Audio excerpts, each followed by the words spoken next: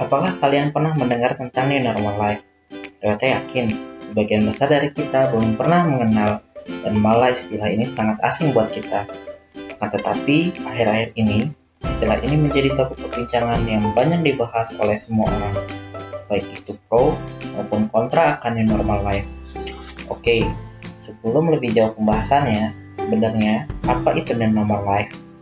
Kalau Ryota Translate di Google sih, new normal life memiliki arti kehidupan normal yang baru.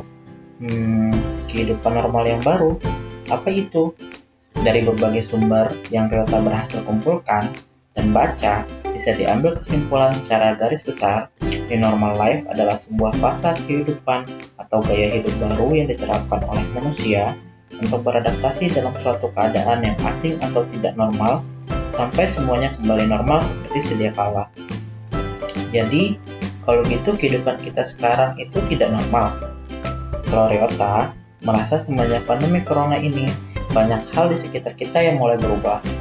Contohnya, kebiasaan dalam beraktivitas, cara bekerja, penghasilan, sampai dengan suasana lingkungan pun berubah menjadi sesuatu hal yang di luar kebiasaan normal, yang membuat Ryota selalu bertanya-tanya, kapan pandemi corona ini berakhir?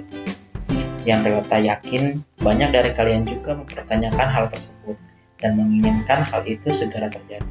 Selain karena sampai saat ini belum ada yang berhasil menemukan vaksin ataupun obat untuk penanganan corona, beberapa langkah preventif pemerintah seperti PSBB pun belum mampu untuk mengurangi pertumbuhan pandemi ini di Indonesia secara signifikan. Jadi, kenapa mesti menerapkan new normal life? Sudah 3 bulan sejak kasus pertama kali diumumkan di Indonesia. Akan tetapi, sampai saat ini, jika kita melihat tren sebaran kasus positif yang bisa dilihat di situs covid.go.id, setiap harinya di Indonesia masih memiliki tren cenderung naik dan belum menunjukkan akan mengalami penurunan secara nasional. Sampai-sampai di media sosial akhir-akhir ini ramai tenaga medis yang menggunakan hashtag Indonesia terserah. Miris melihatnya, karena artinya banyak orang yang tidak peduli akan pandemi ini dengan makin meningkatnya kasus positif corona setiap harinya yang membuat tenaga medis putus asa. Hal ini disebabkan karena orang-orang tetap beraktivitas di luar tanpa menerapkan protokol kesehatan dan kebersihan serta protokol PSBB secara benar. Akan tetapi, jika dilihat dari sisi yang lain, hal ini tak sepenuhnya salah untuk beraktivitas di luar, karena sebagian dari mereka terpaksa melakukannya, tetapi harus tetap melakukan dan menerapkan protokol kesehatan dan kebersihan serta protokol PSBB secara benar. Karena dampak pandemi ini dirasakan oleh semua orang, mulai dari pengusaha, karyawan, tukang ojek, juga sampai dengan buruh. Karena akibat pemberlakuan PSBB ini di Indonesia, sudah banyak industri yang mengalami kerugian. Banyak saudara kita yang dirumahkan, tidak menerima gaji, sampai ada yang di PHK, dan beberapa tidak memiliki penghasilan karena tidak bisa bekerja. Hal ini didukung dengan penjelasan dari Ketua Asosiasi Pengusaha Indonesia atau APindo Kota Tangerang, Ismail, yang mengatakan bahwa akan ada banyak perusahaan yang akan gulung tikar jika wabah corona ini berkepanjangan, karena keuangan perusahaan hanya mampu mengcover biaya operasional sampai dengan bulan Juni. Dengan banyaknya perusahaan yang gulung tikar, jika keadaan ini dibiarkan terus berlarut, hal ini tentunya akan berdampak pada pertumbuhan perekonomian Indonesia dan mengancam stabilitas ekonomi negara. Hal ini bisa dilihat dari data Badan Pusat Statistik (BPS) yang menunjukkan pertumbuhan ekonomi Indonesia pada kuartal 1 2020 tumbuh melambat sebesar 2,97%, dan jika dibandingkan dengan kuartal 4 2019, pertumbuhan ekonomi Indonesia tercatat minus 2,41%. Dan tentunya kita tidak ingin pertumbuhan ekonomi ini semakin memburuk seperti negara lain. Contohnya Cina, yang sebelumnya pertumbuhan ekonomi 6% menjadi minus 6,8% dengan diberlakukannya lockdown. Dengan keadaan tersebut, apakah Indonesia siap dengan turunnya pertumbuhan ekonomi seperti Cina? Jawabannya tentu tidak. Oleh karena itu, saat ini di Indonesia timbul wacana untuk melakukan new normal life guna mempertahankan dan menstabilkan ekonomi negara.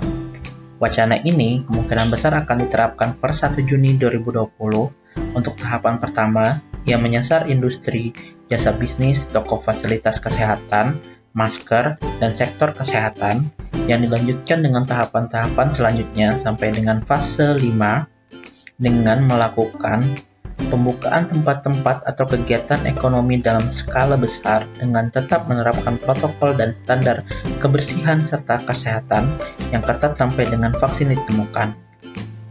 Akan tetapi, sekarang terjadi perdebatan mengenai kesiapan Indonesia untuk melakukan fase new normal life ini.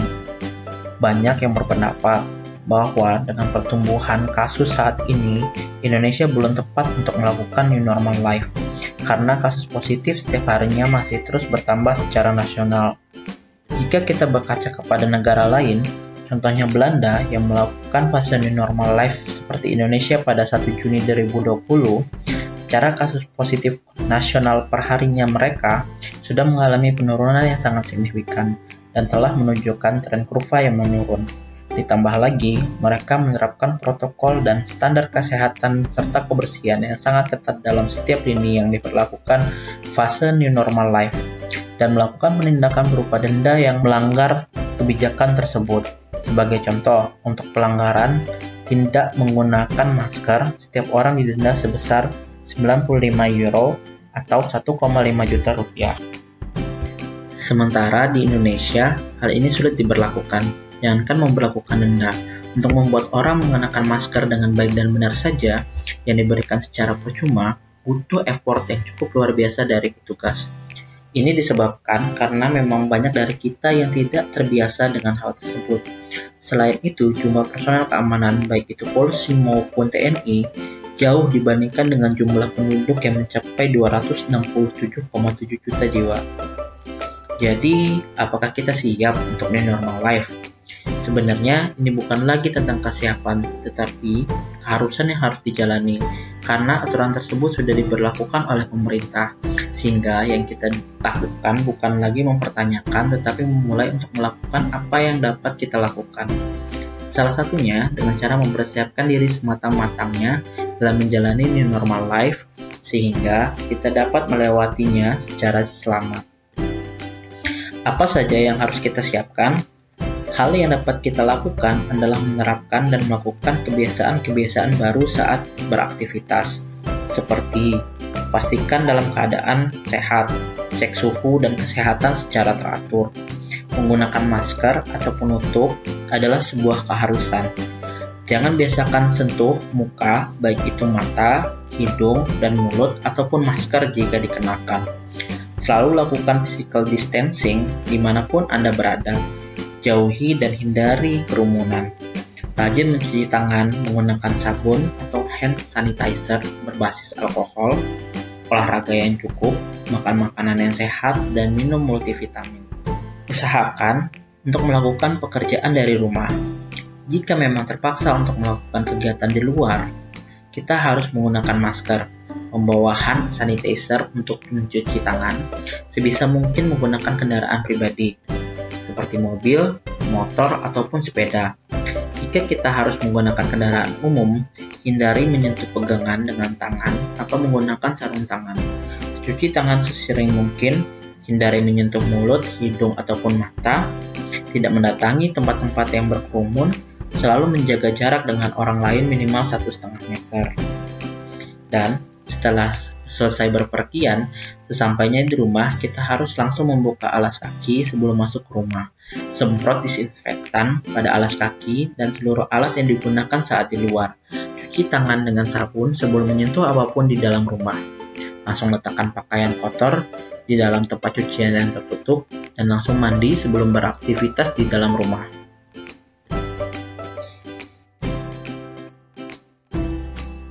Apakah kita bisa untuk melakukan new normal life? Intinya, balik ke kepribadian masing-masing orang. Apakah kita mau melakukannya atau tidak? Karena keputusan bukan ada pada pemerintah, perusahaan, lembaga, atau orang lain, tetapi berasal dari kesadaran dan keteraturan kita dalam melakukan protokol dan standar kesehatan serta kebersihan selama menjalani fase new normal life. Jika kita sadar dan teratur dalam menjalankannya, hadiahnya adalah saat nanti pandemi ini berakhir, kita dan keluarga dapat berkumpul bersama lagi, seperti sebelum keadaan pandemi ini dalam keadaan sehat dan bahagia. Sekian video dari Ryota, semoga bermanfaat untuk kita semua. Terima kasih.